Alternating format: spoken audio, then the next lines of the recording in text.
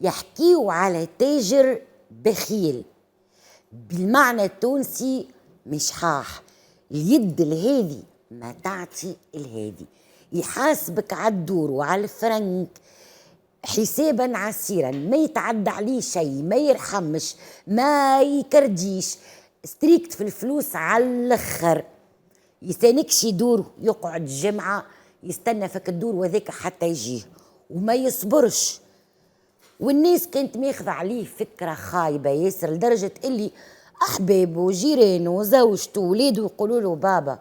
بابا راك عملت العار بالشحة، بابا راهو العباد الكل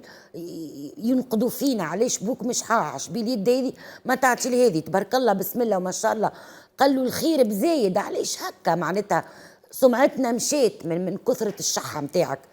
بالعربية الفصحى نقولوا بخل، شخص بخيل معناتها مش حاح. السيد هذا نفسه في الليل بعد صلاة العشاء يخرج للشارع يتنكر ويلبس قناع ويمشي للمرأة القليلة اللي ما عندهاش مدخول، للتلميذ ولا للطالب اللي يحب يمشي يقرأ لبرا يخليله فلوس باش يعاون العرايس اللي تبدأ باش تعرس ويعرفها قليلة، يمشي يخليلها تبارك الله ما يزهز ويعرس ويفضل ويعمل كل شيء، اللي تبدأ عنده عملية، اللي عنده مشكلة، ديما يلقى قدام بابه يا فلوس يا قفة معبية خضرة ولا الحم، يخمم في الناس الكل وما يسيب حد سمع بيه محتاج. نهار من نهارات فما واحد شافه وقرر انه يتبعوا ويكتشفوا،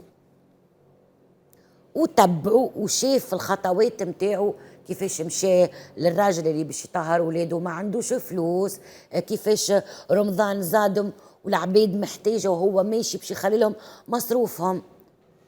واكتشف انه هذاك هو البطل اللي قعد 5 سنين يعاون في الناس واللي الناس ما تعرفوش، هو نفسه الشخص المشحاح البخيل.